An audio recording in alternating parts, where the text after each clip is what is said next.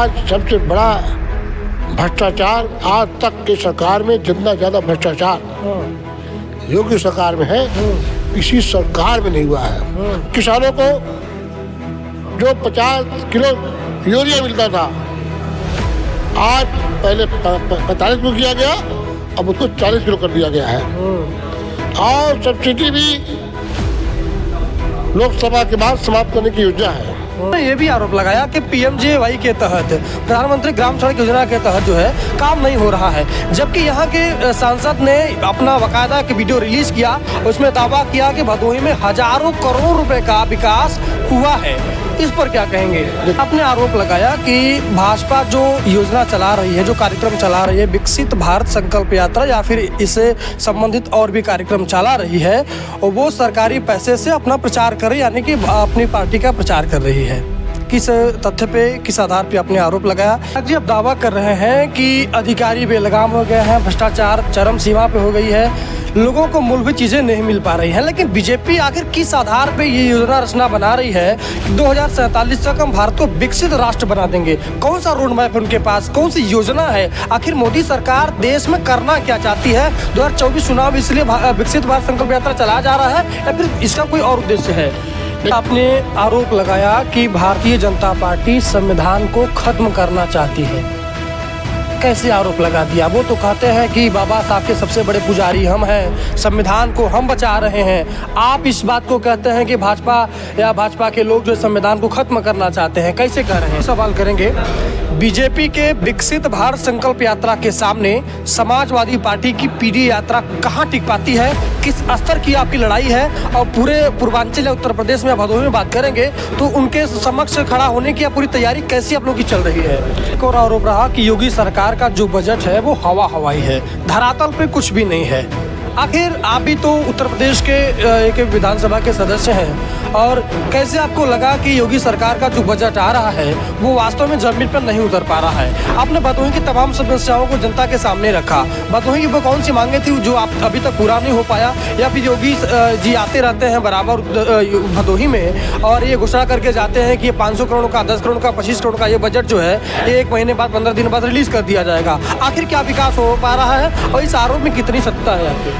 चलिए, भदोही की धरती से आप सभी को नमस्कार है। इस वक्त भदोही में है और लोकसभा चुनाव नज़दीक है, और इस बीच चर्चा शुरू हो गई है। समाजवादी पार्टी ने भी कई प्रत्याशियों का नाम जो है सार्वजनिक कर दिया है, और इस वक्त हम सब भदोही में हैं। भदोही के सपा विधायक जाहिद बेग जी हमारे साथ हैं। इन्होंने प्रेस कॉन्फ्रेंस किया बाकायदा, और उसमें ढेर सारे आरोप भाजपा सरकार पर, योगी सरकार पर, मोदी सरकार पर लगाए, जिसमें से कुछ प्रमुख सवाल है, इनसे करेंगे और जानेंगे, समझेंगे कि आखिर लोकसभा के चुनाव के पहले ऐसा आरोप लगाना, और खास तौर पे हालांकि भदोही की समस्या को सदन में जिस तरह से उठाते हैं उसका चर्चा बना रहता है। सबसे पहले तो स्वागत करते हैं आपका। धन्यवाद आपको। अभी आपने आरोप लगाया कि भाजपा जो योजना चला रही है, जो कार्यक्रम चला रही है, विकसित भारत संकल्प यात्रा या फिर इससे संबंधित और भी कार्यक्रम चला रही है, और वो सरकारी पैसे से अपना प्रचार कर रही है, यानी कि अपनी पार्टी का प्रचार कर रही है। किस तथ्य पे, किस आधार पे आपने आरोप लगाया? देखिए, सरकारी जो कार्यक्रम होता है जिसमें अधिकारी रहते हैं उसमें जनप्रतिनिधि तो बोल सकते हैं, और बोलना भी चाहिए, चाहे भाजपा को, चाहे सपा को, चाहे किसी पार्टी का हो। लेकिन पदाधिकारी जो जाकर पिछली सरकार के बारे में बोलना, अपनी सरकार को झूठी उपलब्धि गिराना, आज ये सब योजना गलत तरीके पेश करना, ये सरकार का पैसा लगता है। अभी हम मानिकपुर में सरोही से होकर आ रहे हैं। सरोज बस्ती, बिन बस्ती में हमारा चौपाल था, भी आ रहे हैं, हमारे साथ और लोग भी थे। जो हालत वहाँ औरतों ने बताया, सैकड़ों की संख्या में औरतें थी, उनको अभी शौचालय का भी उपलब्ध नहीं हो पाया है। ये भदोही छटा हुआ गांव है और वहाँ भी नहीं हो पाया है। रहने की जाने की रोड नहीं है, निकासी पानी निकासी साधन नहीं है, जगह जगह गड्ढा है। तो विकसित भारत बोलने से नहीं होगा, जमीन पे काम करने से होगा। जनता का ध्यान झूठे आश्वासन पर, सिर्फ झूठे गलत तरीके से बोल के आप विकसित भारत का संकल्प पूरा नहीं हुआ है। संकल्प जब पूरा होगा, आम आदमी नौकरियों में होगा, लोगों को रोजी रोजगार मिलेगा, किसान खुशहाल रहेगा। बिजली के नाम पे जो उत्पीड़न हो रहा है उत्पीड़न नहीं होना चाहिए। बिजली किसानों को, गरीबों को फ्री मिलना चाहिए। आज मोटरसाइकिल चल रही है, आपका फोटो के चलान कर दिया जा रहा है, 5,000 1,000 रुपया गरीब आदमी को भेज दिया जा रहा है। आज सबसे बड़ा भ्रष्टाचार आज तक के सरकार में, जितना ज़्यादा भ्रष्टाचार योगी सरकार में है, किसी सरकार में नहीं हुआ है। तहसीलों में आप चले जाइए, थाने में चले जाइए, और हमारा छोड़ दीजिए, अभी पूर्वांचल के विधायकों को विधानसभा अध्यक्ष महाराज जी ने बुलाया था होटल में। उसमें हम लोग तो कम बोले, विधायकों ने कहा कि अधिकारी फोन नहीं उठाते, न अदब उठाते हैं तो अदब से बात नहीं करते, तुरंत फोन करते हैं, हाँ बोलिए बोलिए बोलिए बोलिए। और भ्रष्टाचार चरम सीमा पे है। ये भारतीय जनता पार्टी विधायकों ने, मंत्रियों ने बताया। ये बात का प्रमाण है कि अब तक का सबसे ज्यादा भ्रष्टाचार योगी सरकार। विधायक जी, अब दावा कर रहे हैं कि अधिकारी बेलगाम हो गए हैं, भ्रष्टाचार चरम सीमा पे हो गई है, लोगों को मूलभूत चीजें नहीं मिल पा रही हैं, लेकिन बीजेपी आखिर किस आधार पे ये योजना रचना बना रही है कि 2047 तक हम भारत को विकसित राष्ट्र बना देंगे? कौन सा रोड मैप है उनके पास, कौन सी योजना है? आखिर मोदी सरकार देश में करना क्या चाहती है? 2024 चुनाव इसलिए विकसित भारत संकल्प यात्रा चलाया जा रहा है या फिर इसका कोई और उद्देश्य है? देखिए, मोदी सरकार कहने के लिए मन से बहुत चीज बोलती है। अच्छा, उन्होंने वादा किया था किसानों को आय दुगनी कर देंगे। आज किसान दिन रात करके अनाज उगाता है और रात में आके जानवर छुट्टा पची चढ़ जाते हैं। आज किसानों को जो 50 किलो यूरिया मिलता था, आज पहले 45 किलो किया गया, अब उसको 40 किलो कर दिया गया है। और सब्सिडी भी लोकसभा के बाद समाप्त करने की योजना है। आज जीएसटी के माध्यम से हर व्यापारी परेशान है।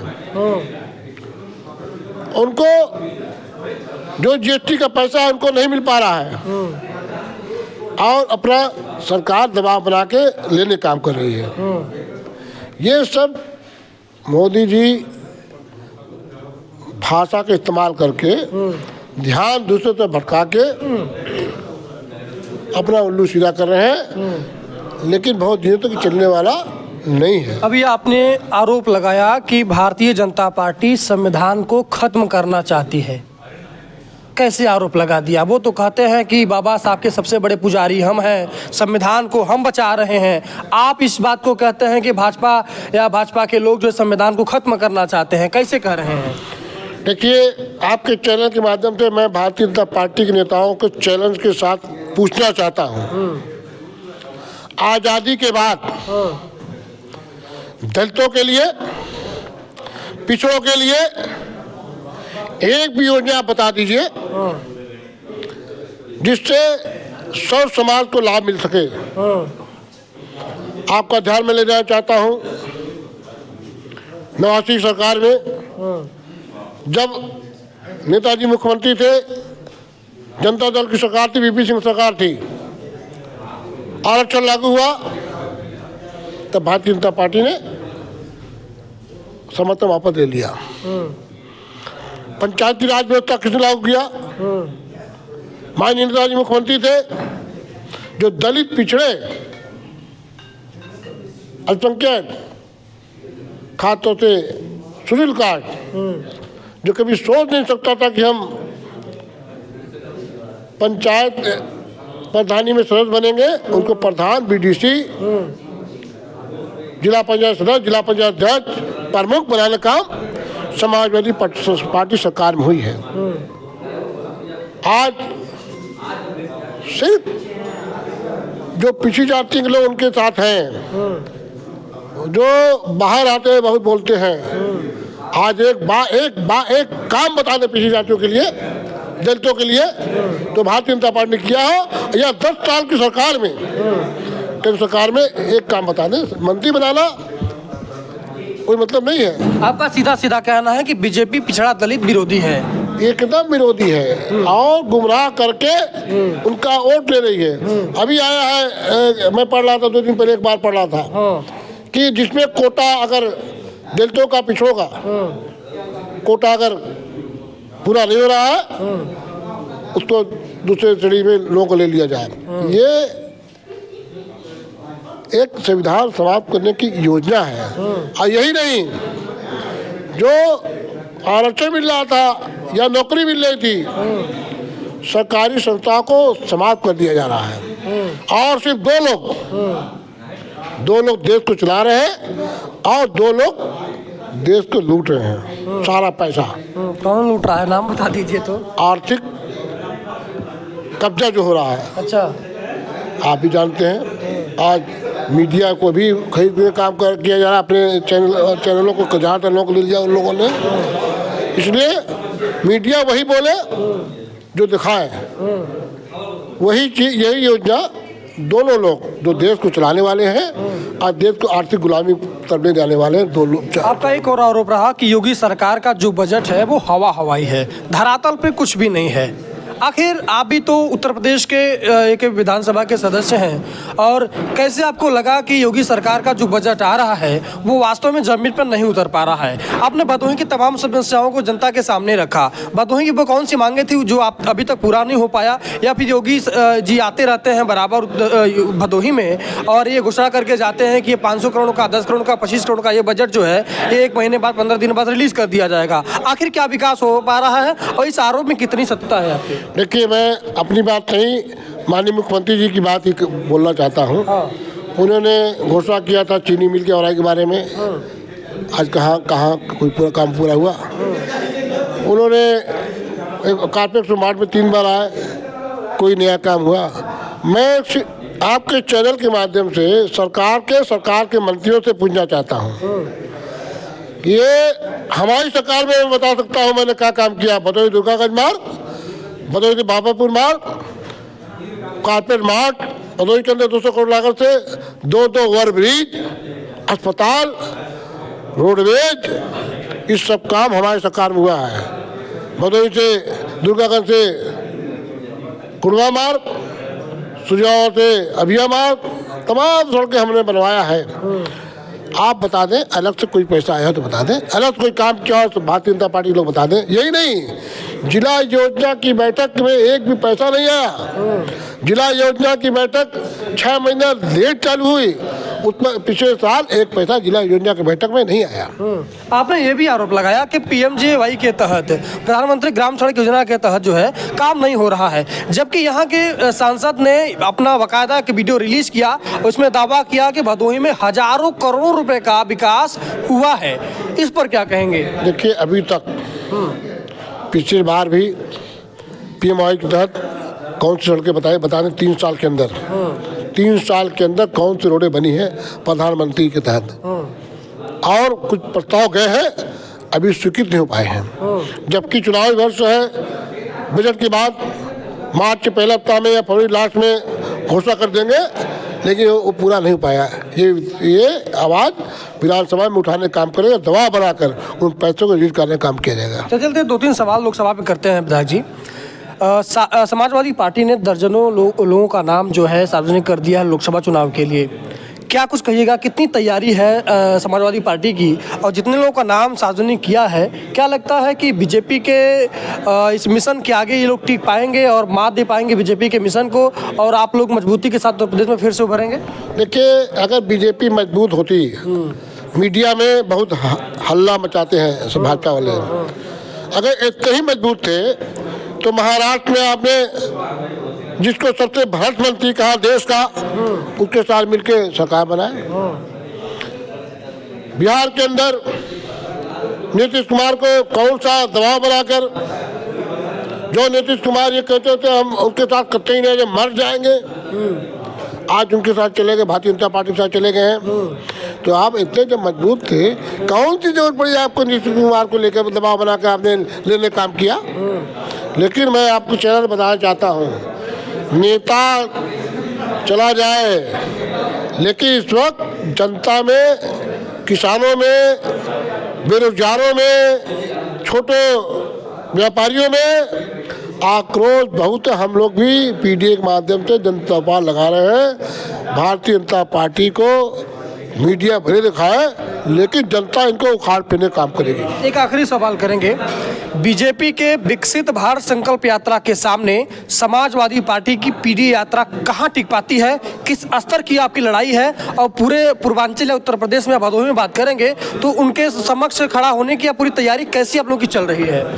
आज हम लोग भी गाँव को जा रहे हैं, चौपाल लगा रहे हैं। जो गुस्सा आज किसानों का जो गुस्सा है, बेरोजगारी में जो गुस्सा है, पिछड़ों का जो गुस्सा है, दलितों का जो गुस्सा है, वो भारतीय और जो बेरोजगार है अगड़े में भी, जिनके पास रोजगार नहीं मिल पा रहा है, आज लोगों को पैसा नहीं है, और गुस्सा इनके ऊपर चुनाव में निकालने का काम करेंगे। ठीक है प्रधान जी, बातचीत करने के लिए आपका बहुत बहुत धन्यवाद।